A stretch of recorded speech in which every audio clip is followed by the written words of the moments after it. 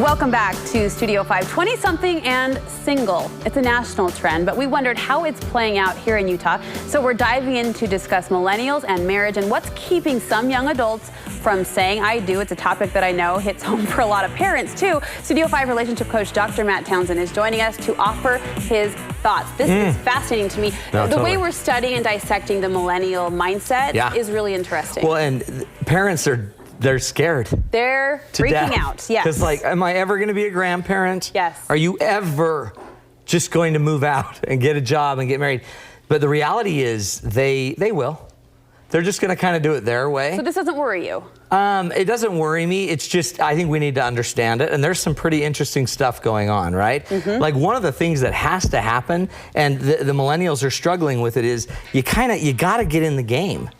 And one of the things they're finding out is, you know, just even in this area, there's some people that go on missions, and when they're going on missions, all the girls in their cohort, their age group, might move on.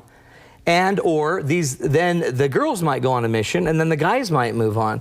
So now this moving of the missionary ages a little bit closer together allows this group of cohort, who generally is who we're generally initially picking our partner from. That group can now kind of move more together. So being out of the game, in other words, you're on a mission or you're serving them in the military. Or something, you're removed, you come back and you feel a little lost? Well, you feel a little lost, and your people your age that you know that are your friends, have moved on. Many of them have married.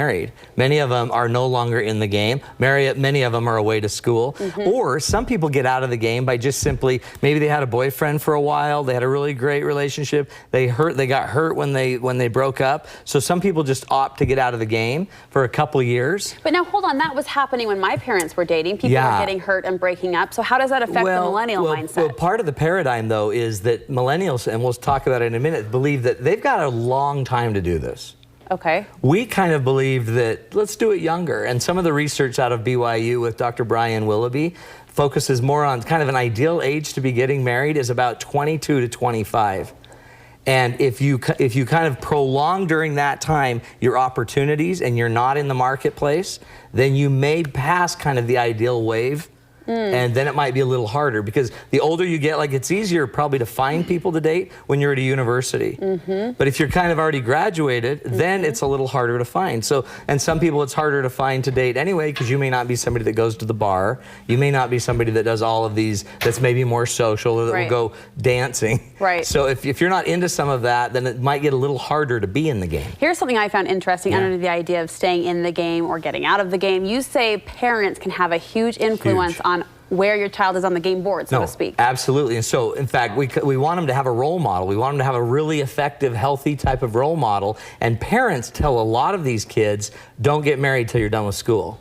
So if your child's not getting married and they're 25 or something, honestly, nationwide, that's not a problem, right? The average age to get married is about 27, 28, 29. But for some, this idea of you wait till you're done, you wait till you get established to get married, it is taking and pulling some of them out of the game. And it's also teaching some of the kids that maybe marriage isn't as important as school, or progress, or growth, or development, we sometimes believe. So the minute you got to be careful, because if you're modeling for your children that marriage isn't a priority, by prolonging it, delaying it, saying it can come later at some other time, then you might start setting a message to them that they maybe marriage isn't that big of a deal. So you touch on an interesting point, because a lot of parents are saying, well, yeah, I want you to get an education, and we know that's important. That's very, very essential, important. It's essential. But also you're saying, oh, but hey, don't be 28 and still be single. So you're saying those two things are kind of working against each other. Well, and one of the funny things is you don't have to choose. But sometimes it might be your parents also kind of going through their own difficult marriage, or their own belief that if I had just known more, maybe I would have made a different decision.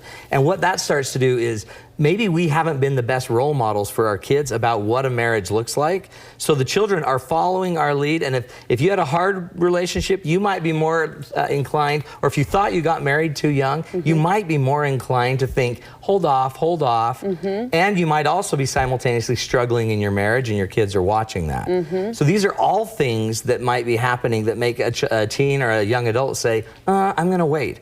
But there's a bigger issue. The biggest issue just came out in a University of Michigan study.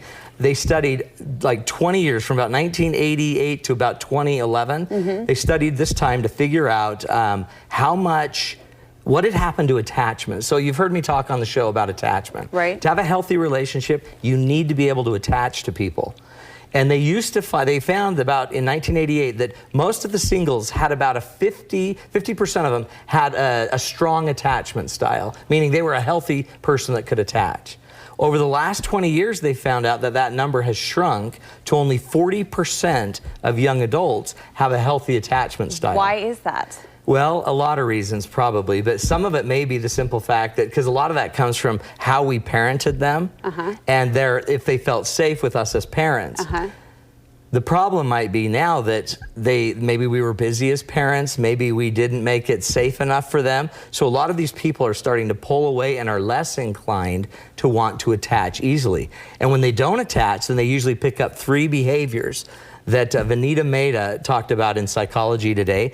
3 things happen. They tend to become dismissive of marriage, where they don't see a need for it. Okay. They can be great without a husband. Sure, I don't need or that. a wife. They become preoccupied with their life, and they start filling their life full of stuff and activity, so they don't have time to be in the market. I see that a lot. Totally. Friends whose lives are very full and happy, and and they don't even have the time for it. They don't miss it. Yeah. And it's fulfilled. And it's one thing to just be busy.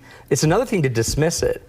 But when people don't have a safe attachment, they will dismiss the need, and they'll also get preoccupied. And then the third one is they start to be fearful of it. And when they're fearful of it, they're not going to get online. They're not going to go talk to people. They're not going to go where you can find people. And then these patterns, they continue in their relationship. I want to ask you 2 questions, asking you to split your perspective as a relationship coach and as a father. Yeah. If you had a 19-year-old that came to you and said, Dad, I'm getting married. By the way, I did have a 19-year-old. I know you did. So what did you say? I said, no. So I had to look at it, because statistically, that's not a great idea. Right. And yet, they were in love, and the guy was incredible. So what I did more was sit him down and just kind of set him up for the opportunity.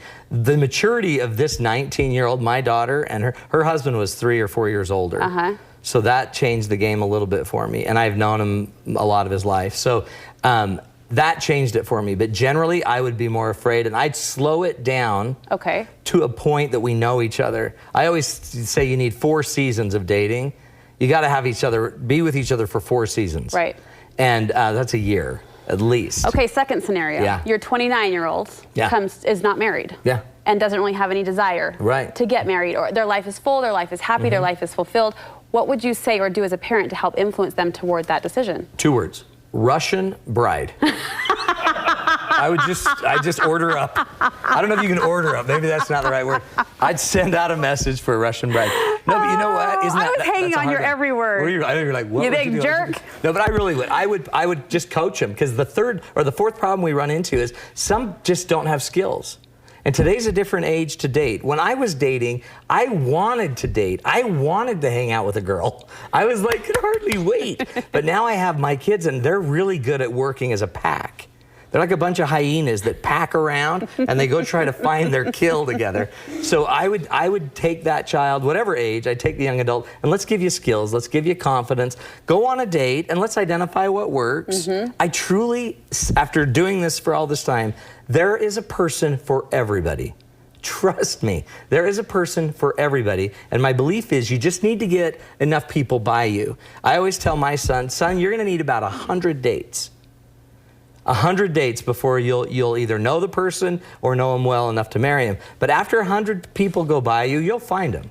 This isn't brain surgery. I like your optimism, and I like your matter-of-fact approach. There's a ton of power out there. It's going to be okay. It'll Parents, work. it's going to be okay, 29-year-olds. Yeah, it will. All right. Hey, you have a marriage assessment couples can take no matter where they fall on the marriage map to see how they're doing? You fill it out. If you go to starvemarriage.com, you can fill it out, and then we will do a free consult with you this week, where you can, or you can schedule it this week. Fill it out, come in, we'll sit down with you, and we'll evaluate you on 6 behaviors that tend to impact the marriage. Then we'll sit you down, show you how to go through it, how to come up with solutions, how to fix some of it, and set you free. You're awesome. Thank you so much. Brooklyn. Thanks for the laugh. We'll be right back.